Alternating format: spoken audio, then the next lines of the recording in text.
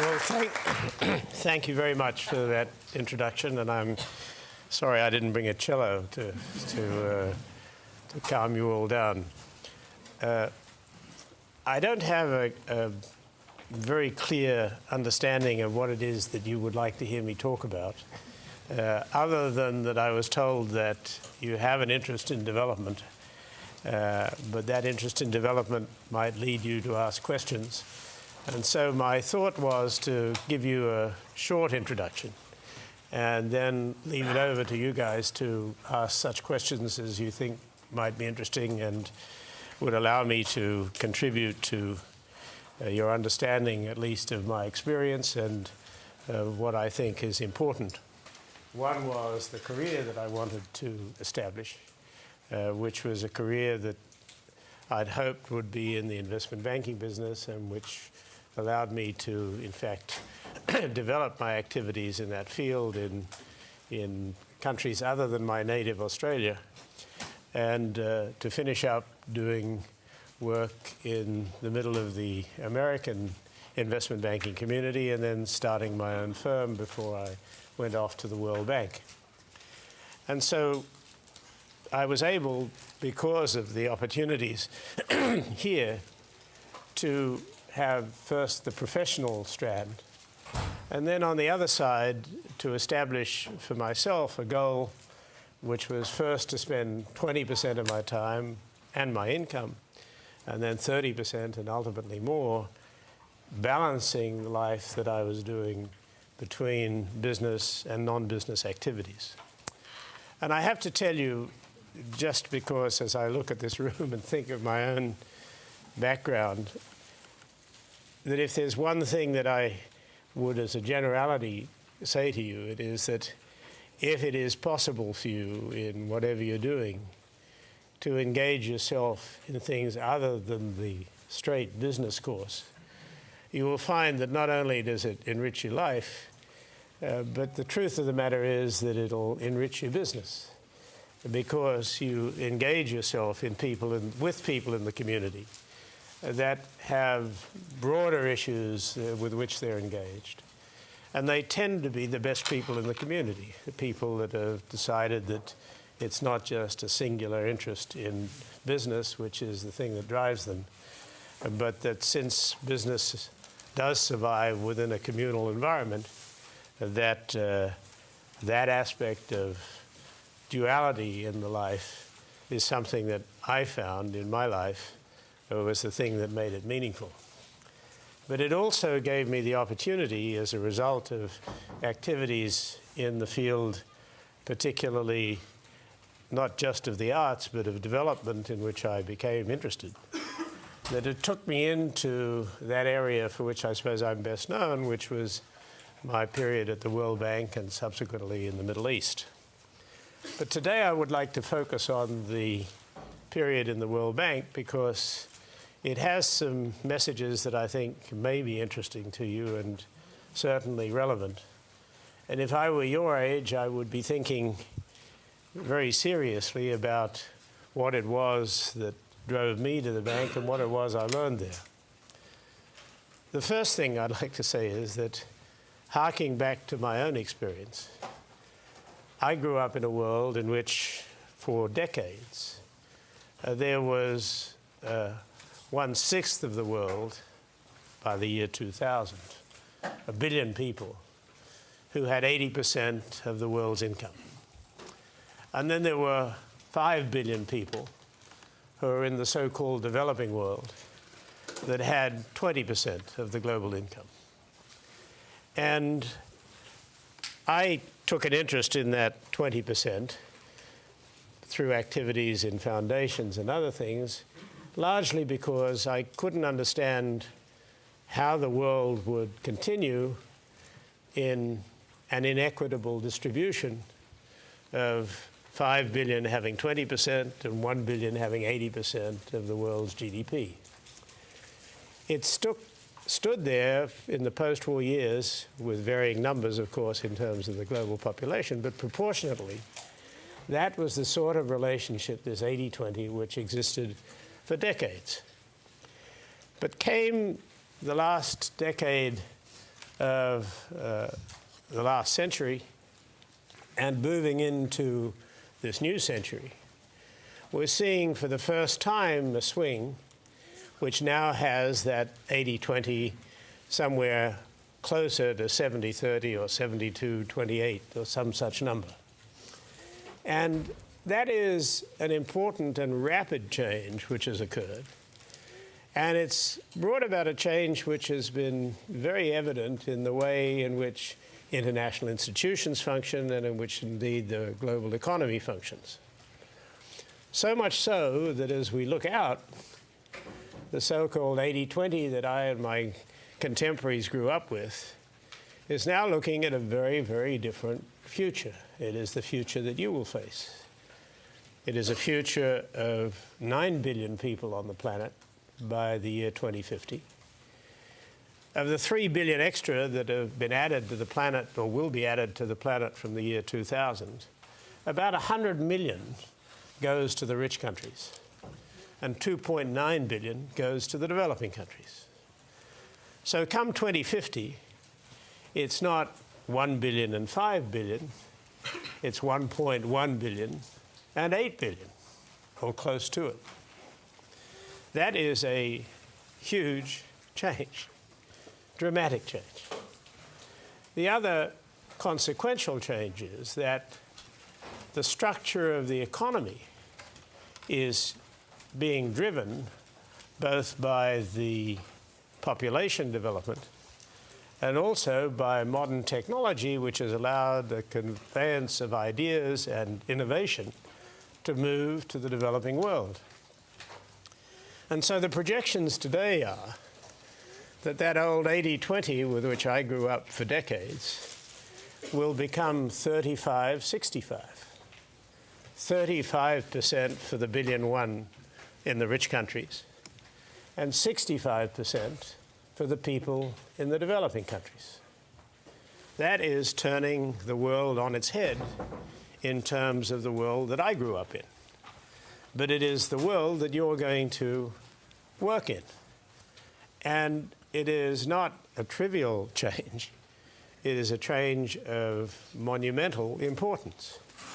So much so that by 2050, China and India, the two countries that I have, of course, the leading countries in the developing world, will constitute 50% of the global GDP.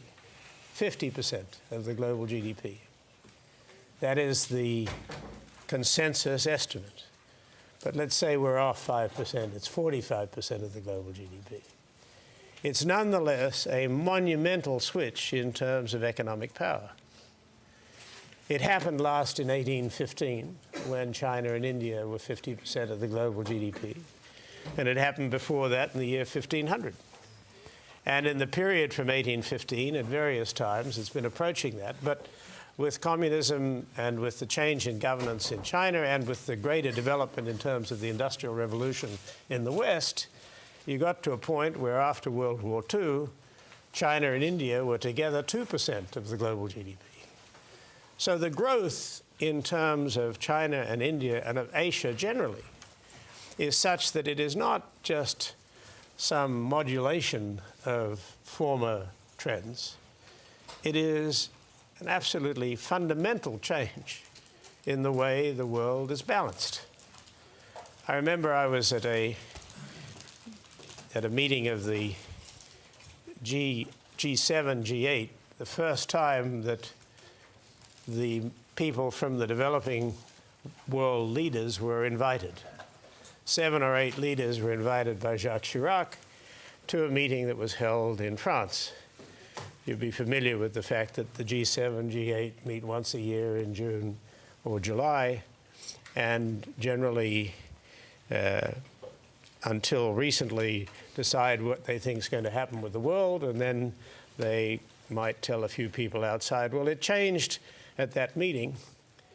And I remember that the first person to speak was Hu Jintao from China, who made a very elegant speech about China and about the growth and about interdependence between China and the rest of the world. The Prime Minister Bajpai from India then spoke I think probably eloquently, but I couldn't understand his English very well, so I can only assume that it was another brilliant speech. But then President Lula from Brazil got up and said rather charmingly, "If only my parents could see me now. I came from a very poor family, and to see myself here with you, President Chirac, and with you, the Prime Minister of England, and you, the head of Germany," and you detailed the people that were in the room. He didn't mention the President of the World Bank, I want you to know. But he did mention the other minor people that were there. And then he said, "But I'd like you to consider something, and maybe next year you should have your meeting in Brazil. And the reason you should do that is because you should start getting used to the fact that in another 10 or 12 years, 5 of you are not going to be here. And you will be replaced by my friend from China and my friend from India and by myself, and we'd like you to get used to it so that you can come see us." Well, it was sort of prescient because, as you know, when the economic crisis hit, very quickly it moved from a G8 issue to a G20 issue. And now the G8 is part of the past, and the G20 is the new institution that is there. And it again fits into the prospective development of which I spoke, which is that the weighting of the planet is now moving in different directions. Until recently, till we had this crisis, the United States had a sort of 10 trillion consumption. European Union had 9. And Asia and the rest of the developing world had a little less than $5 trillion. So it was 10, 9, 5. And the middle class in the world, of whom there are today, or a couple of years ago, was 1.5 billion roughly in the middle class. 1 billion was in the rich countries in that group that I spoke of, and about $500 million in the middle class, characterized as incomes of between $10 and $100 per capita per week. That this amount of money was demonstrated to be heavily leveraged to those richer countries. By 2030, the estimate now is that there will be 3 billion people in the middle class, and of that 3 billion, 2/3 of it will be in Asia. 2/3 of it. So this is a switch from being a fraction, being less than 1/3, to being 2/3. And that is a pretty dramatic shift. You'll have a middle class in China of 1 billion people. 1 billion people by 2050. Middle class. So these are not trivial changes in the outlook. These are tectonic shifts in terms of the way the planet works. And as I said to you, as I look at all of you, in my generation, we didn't have to think about that. In the Dean's generation, it was 80-20 or 78-22 or something like that. It was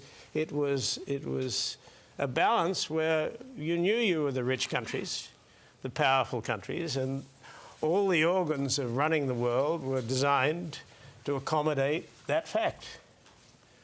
But the world that you're going into is a very, very different one. And it's not something that is going to be turned back. It's something that will happen. It may not happen linearly.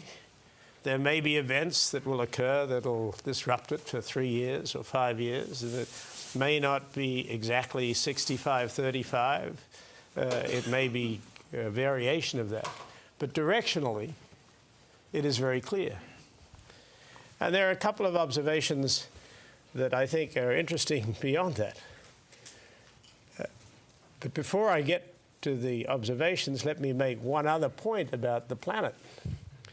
And that is that there, and I say this in the presence of the Dean, because in Africa, of the 800 or 900 million people that are now there, that will grow to 2 billion people by 2050.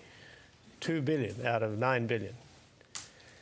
And the estimates are that the average per capita income for people in Africa at that stage will be between $2,000 and $3,000 per capita. The same projections would have China and India at between $30,000 and $40,000 per capita.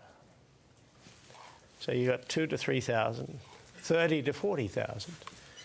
And countries in the so-called rich world, United States, European countries, somewhere between $90,000 and $100,000 per capita.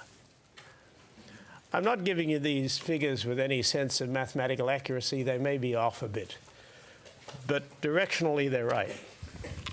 So if you have 2 billion people living in a continent with $2,000 to $3,000 per capita, you have China and India with more people, 3 to 4 billion, 3 billion, between $30,000 and $40,000 per capita. And you have the rest of the world somewhere either north of that or in a middle class, somewhere between the two countries, the two areas of the world. You have a basis for instability. Africa is not a continent which is any longer isolated. It's not a place where people are uninformed. It's the fastest growing market for cellular phones. Information, as you would well know, whether it's in the townships or wherever it is now passes very quickly. And that's not just in South Africa, that's in the 53 countries in sub-Saharan Africa. And this is not an issue which is going to go away, nor is it an issue which is trivial to those of us that live as we do here. This is a major issue which is not being confronted and which you will have to confront at some stage. And that gets into a second issue which I would like to touch on, which is what is happening with the rest of the world as it looks at this changing dynamic. Having worked in the World Bank and had some familiarity with the whole issue of aid, I know just how tough it is to get people in the rich world to really understand what the responsibilities are, not just as a matter of conscience, but as a matter of enlightened self-interest, to try and help development in the developing world. There was established decades ago a 0.7 target for foreign aid. My colleague from the former colleague from this activity who is here from a different part of Stanford, as I understand, knows this. And we're now really, after a lot of speeches and a lot of activity, we're starting to get some momentum before the economic crisis of 15 months ago, which we're now maybe getting out of to a degree. But it's now not at 0.7, it's about 0.2 that we've reached. And there are a lot of statements that are still being made, but in terms of the actual money which is flowing, if you X out the amount of money that are going to the trouble spots in the world today, there is very, very little development. And in fact, the per capita contributions to Africa have been declining steadily for the last 10 or 15 years. So one of the tragedies is that there's great analysis of the issues. There's great understanding of the issues. But these, like the environment, are long-term issues. And political decision-making is essentially short-term. And so you have political decisions which are being taken in terms of this demonstrable development in terms of global balance that certainly, so far as Western countries are concerned, is not being met. What is interesting is to see how the dynamic between Africa and China and Africa and India is developing. 3 years ago, for the first time, the summit meetings of the African leaders was held in Beijing. And they swore after that that it was unlikely that they would ever meet again in a Western country. Simultaneously, 400 African businessmen met in New Delhi. And each led to an understanding on the part of both the Chinese and the Indians of having a dimension of their activities geared towards Africa. Of course, there's been an Indian community in Africa, particularly in East Africa, for a long time, and there are now 750,000 Chinese in Africa. And if you're in the business that I'm in, I was recently in an African country where we were involved in a real estate development. We went up country to visit this real estate development, and which was near a university. And I was astonished to find that everybody on the team that was doing the development was Chinese. The architects, the town planners, the builders, everyone was Chinese. So if you go to Africa today, you don't see people who come from Western business schools. You see people from China and from India. And I just raise that as a point. And the second point I would make is that in terms of China and India, in terms of their development, I was trying to get the most recent numbers, and they may be in my BlackBerry, but I haven't looked. But the numbers in 2007 were the following. There were 110,000 Chinese studying in the United States. There are now over 100,000 Indians studying in the United States. So I look around the room, I suppose it's not surprising. There were 11,200 Americans studying in China and 2,800 studying in India. This is madness. It's just madness. And it's a tragedy in terms of the potential for our young people that are still being guided to look towards Europe, to look towards graduate work in British or European universities, when the world is telling them that the dimensions have changed notably. I was very interested to hear that there's been a recent trip made by some of your students to Asia and another one to the Middle East. But what is needed in today's world is for us to come up with what is the last thing that I'll touch on, which is this: historically, the Western countries were able to stay ahead, firstly, because of manufacturing. Well, that got taken out, and manufacturing moved to Asia. The second thing that happened after that was that in service industries, it moved to the Western countries. And now that's been taken out in terms of Asian really dominance in the service areas. And thirdly was in technology, we were able to stay ahead. But as is evident to you, and I'm sure from your colleagues and people you know, the technological advance has now shifted as well.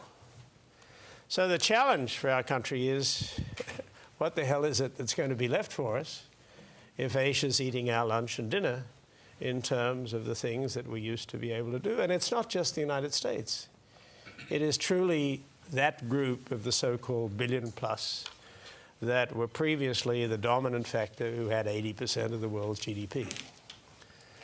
And so I leave you with that issue because as people that are going out into the world, if it were me today, the number one thing that I would be thinking about, which is different from when I grew up, is that the 80-20 rule, which I had comfortably in my hip pocket, is going to be a 35-65 rule. And that puts a challenge of dramatic proportions to anybody who's at a business school today or graduating. And so I was told that I should go for about this time And I would then be peppered with questions that would be so intelligent that I wouldn't be able to answer them. So if there are questions, I'd be delighted to have a shot at them. Yes, ma'am. My question is, how would you respond to people like Dambisa Moyo's arguments that aid to Africa is actually a bad thing and should be stopped? I think that the methodology of aid is the thing that should be looked at. I think that Africa, first of all, is not a homogeneous place. With 53 countries, there are some that I think are taking to themselves responsibility for management and governance. And there are some that are just very sadly a long way away from it, that are essentially corrupt, impossible places to have management. And so I think what you need to do is to be selective. The first thing that I have become very impressed by is that there are now a growing number of young Africans, although I look around the room, I don't see too many here, a growing number of young Africans who are going overseas for education. And these are black Africans. These are not just white South Africans or white other Africans. And they're coming back and they are trying to find room for themselves, both in business and in government. And even in my decade at the bank, I saw a significant move in the development of this core of young Africans. And then the question is, to what extent can they be backed by the governments, and to what extent is there a framework in which there's a judicial system, in which there is governance, in which there is an attempt to counteract corruption and to create some sort of meritocracy. And that is happening in some countries in Africa. I would say you could see movement in 15 or 20 of the countries of the 52, 53. And I think it is a trans-African move now. The thing that I failed at doing was trying to get the African leaders who were the most enlightened to try and, we tried to split the continent into quartiles and have the best of leadership deal with the countries in each of these sectors, led by Africans, enlightened African leaders.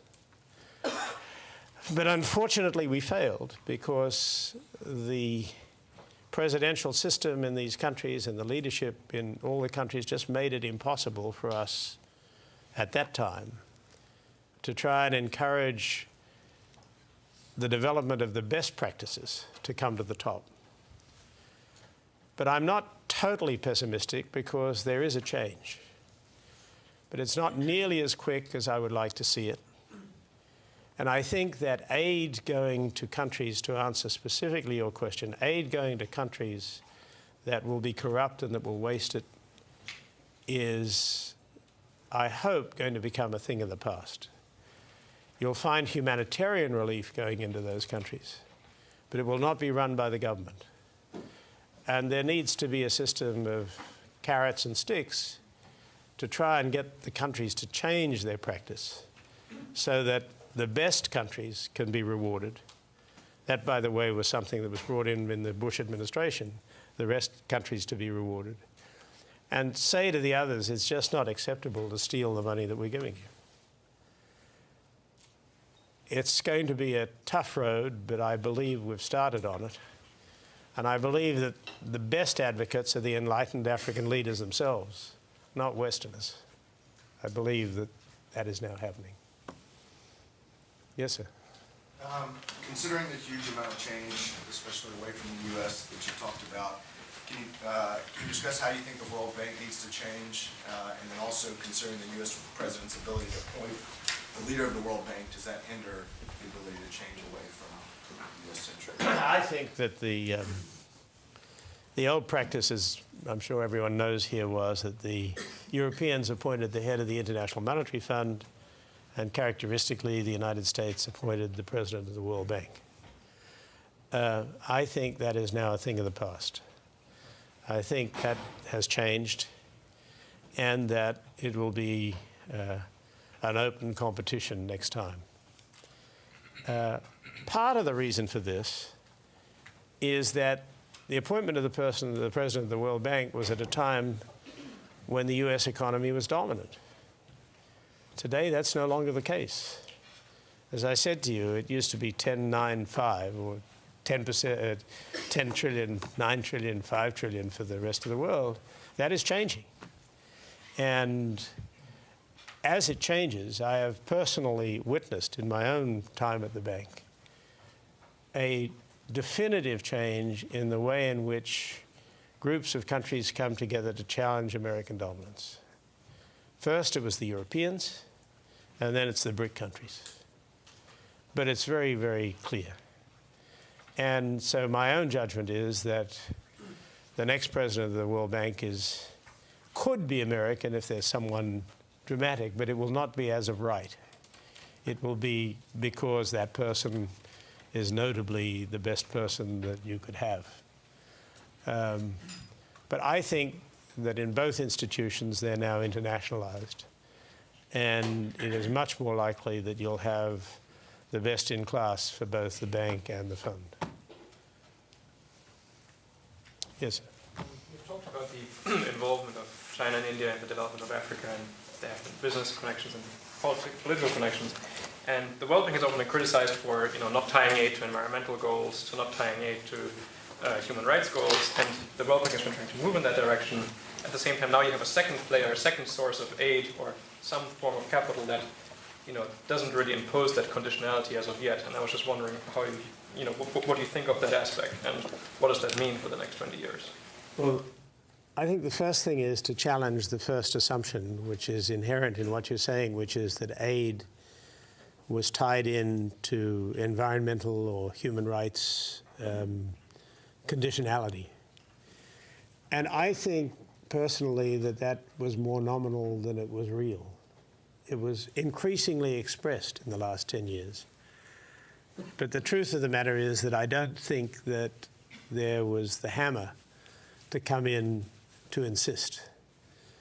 There were all sorts of methodologies that were used to produce arguments as to why you were environmentally moving forward, or you were being more innovative in terms of opening up the society to people. I think that it's not something that will change instantly. In history, nothing, by the way, has changed instantly, not in terms of Europe and not in terms of anywhere. But I think that what we are on is on a clear path, which I am sad to say has been arrested, at least in terms of the environment, by the recent economic downturn. Copenhagen was a colossal disappointment, in my judgment, certainly relative to what many of us had hoped for. And the truth of the matter is that leaders in countries, the rich countries, in terms of the allocation of their resources, focus appropriately on what are their domestic needs. And because of a downturn in the global economy for the first time in 60 years last year, it has exacerbated the issue about what the hell do we do in terms of getting our own economies going. When that happens, people in Africa or people in less developed countries become secondary. And so what you tend to get are luminous statements, but not a lot of action.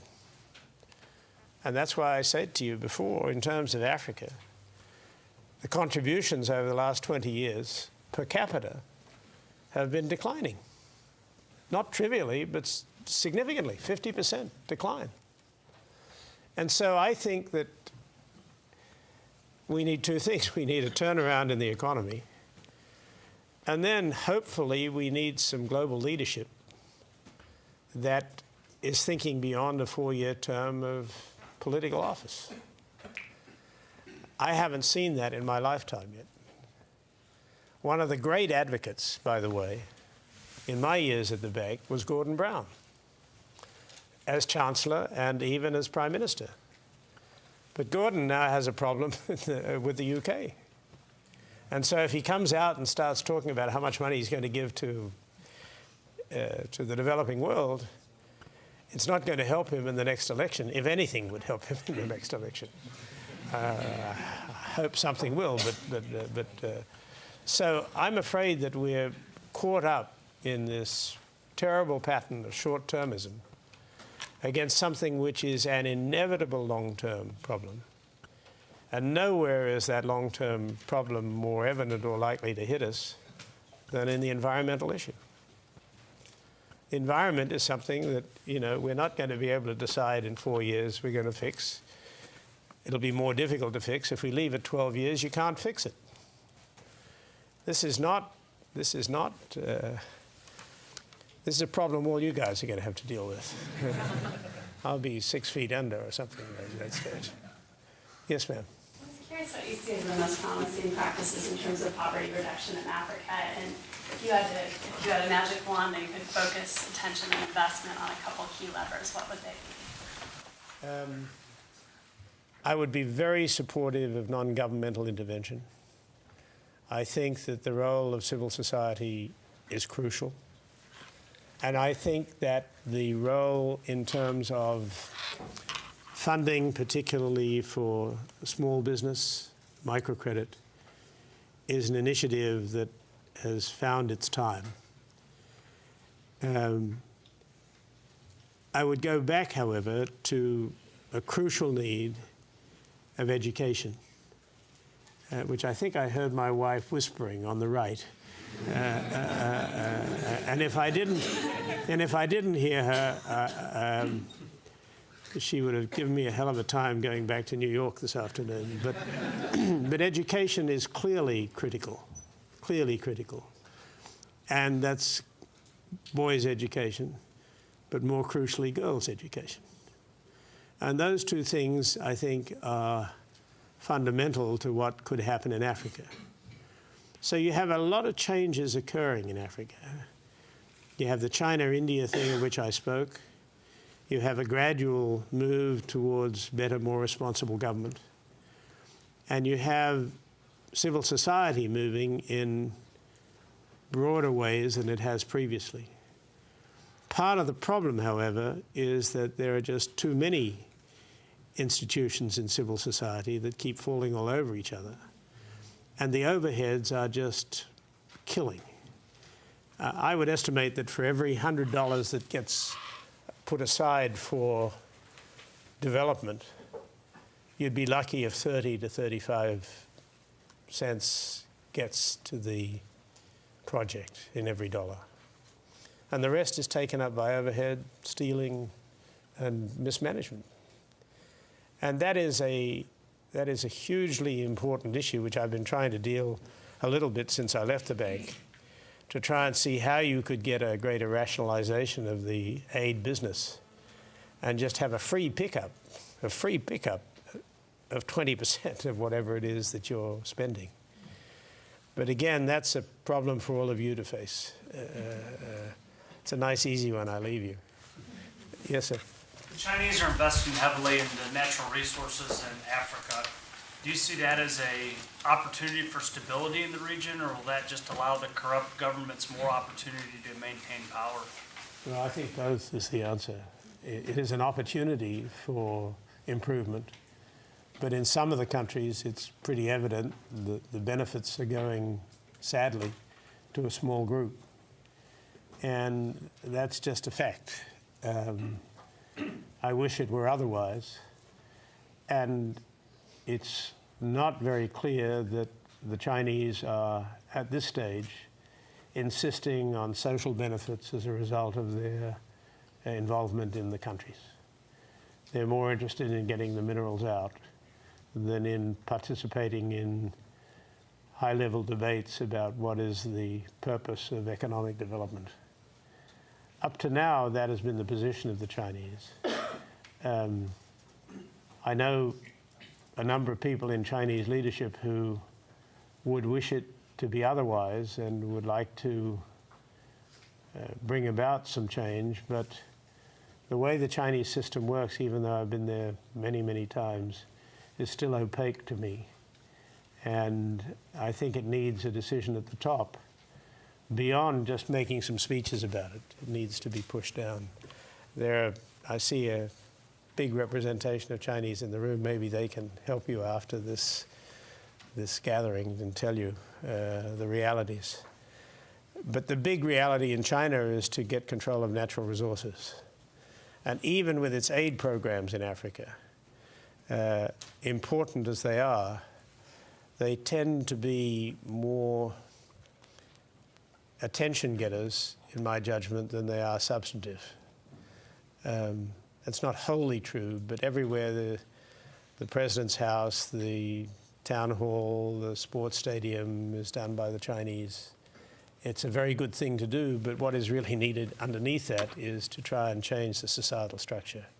And I don't think up to now the Chinese have attempted to do that. And from my little experience that I told you in terms of this real estate development I was doing in Ghana, it doesn't help to have 25 Chinese doing the development and no Ghanaians, if you're talking about bringing along the economy. Yes, sir. Piggybacking on that, what can the U.S. and Europe do to change the relationship between China and Africa? You described the problem. What do you see as the potential solution, either by business or by government? I'd say nothing. The only thing that they could do would be to get in there and compete. But they're not going to influence China to change its ways. And they're not going to influence African governments to change their ways, because the interest is economic development. Maybe the Dean would have a different view, but I don't think that's the case. I think reality is that at the moment, the money is in the hands of the economic growth powers that are looking at natural resources, particularly in Africa. The interest is fundamentally natural resources. And in the case of some Indian companies, also retailing, where there is a big history of manufacturing and selling in Africa. But it is if we're going to compete, first of all, we have to create a group of leaders who give a damn about Africa. And then create a group of managers that are prepared to live and work in Africa and who care about Africa, and who see it as an economic possibility, which it clearly is. But it's a little less transparent than some other economic activities. And in the case of China and India, they're there already and they're throwing people at it. The growth in the China resident population has just been enormous in the last 10 years. Do you want to take 3 final questions? Sure. Yes, ma'am. You mentioned that there's going to be a tremendous shift in power and wealth in the future. And I was wondering if you had any thoughts on, are there some tenets or guideposts from the past that you think will help us move forward in the future and kind of chart our way through these unknown waters? Well, this is what I was saying before. In my generation, for a good 40 years of my business activity, there was no challenge to the 80-20. It was, in fact, a little higher at the end of the World War II, but basically 80-20 was the profound understanding that people had. I can only put the problem in front of you, which is that if 80-20 becomes 35-65, and you've added another 3 billion people to the planet, that's a very different world. And frankly, what worries me is that people are not learning about the history and culture of Asia. They're not learning the languages of Asia. And at least to the limited extent that I know it, certainly by the statistics, our younger graduates are not prepared to put themselves in Africa, in Asia. And so I just hope that our educational system will do something about training our kids younger at primary school and in both language and in culture and in history, and then have them go through so that at universities they're already interested in it.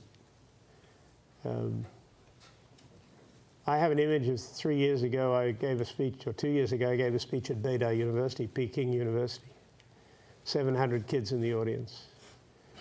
Spoke in English, no translation, no translation. And the most fantastic questions that you could possibly have. There is no place in the West where you could have 700 people in an audience speaking Mandarin or Cantonese and have a Chinese speaker make such a speech. I'm not suggesting that the only yardstick is going out and learning the language, but I am suggesting that in terms of culture and in terms of direction, we are miles behind where we should be if we're going to be competitive.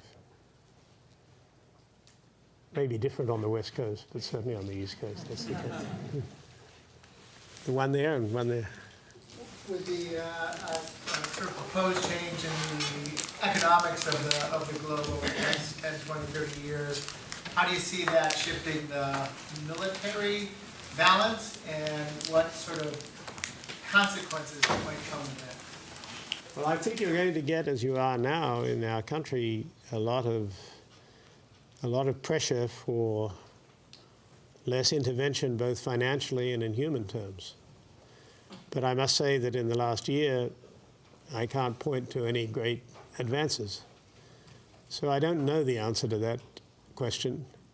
I would just think intellectually that it has to be true that if the economic weight is shifting with that will be responsibility. And part of that responsibility will be military and intervention in the issue of peace. And that's a whole other subject about the balance between the United States, Russia, and China, which would require another hour to get into. And even then, I'm not sure I could give you an answer. But I can say that historically, economic power has nearly always led to military might. And so if there is a huge shift in economic power, chances are you will see a significant shift in military power as well. There was one other question. Yes, sir. For those of us interested in affecting change or getting involved in making a difference in economic development, what would be your advice with regards to how we balance the decision to get involved in the government side, the multilateral side, nonprofit side, or the private sector? How should we think about those trade-offs? I think you can have a good career and a good contribution in any one of those four. I don't think that it's essential that if you're interested in economic development that you need to be out of business. I think that you can be in business and still have an influence. I think you can have an influence in the UN. I think you can have an influence in the World Bank. I think you can have an influence in other international agencies. I think the important thing, if I were to give advice to my own kids if they were of an age, is that I would try very hard to have them go take a look and spend a year and at least learn something about Asia. If my kids had come to me and said they wanted to go study in Oxford or in the Sorbonne, I would be vigorous in suggesting to them that they go to China or India. Vigorous. And so I think that your generation, although this is a slightly older group than an undergraduate group, but there's still an opportunity to understand that the world that you're going to live in is a very different world than I grew up in. And I don't think there have been an adequate series of changes made in our educational system or in the aspirations of young people to recognize that it's a very different world when you're talking about 65% of global GDP being outside the OECD countries. And it's a very different world when China and India together have 50% of the global GDP. And when 2/3 of the middle class are in those countries, and alone 1 billion in China, that's a different world. And I fear that our educational system, although I know nothing about the Stanford system, so I'm not making any comment, but I do know something about some other places. I fear that our educational system is not caught up to the realities. And what is fascinating to me is how the realities of the composition of students and graduate students in our universities is reflecting the change that I've described, which is that there are many more Chinese, Indians, Asians studying to the benefit of the entire community. The same is not true in reverse. And I think it's a damn shame. And hopefully there will be a growing tide of people that can understand that learning about Chinese culture and Indian culture and Asian culture is not going backwards. It is discovering something which is enormously rich, profound, and important, and has to be part of the balance of people's lives. Thanks very much.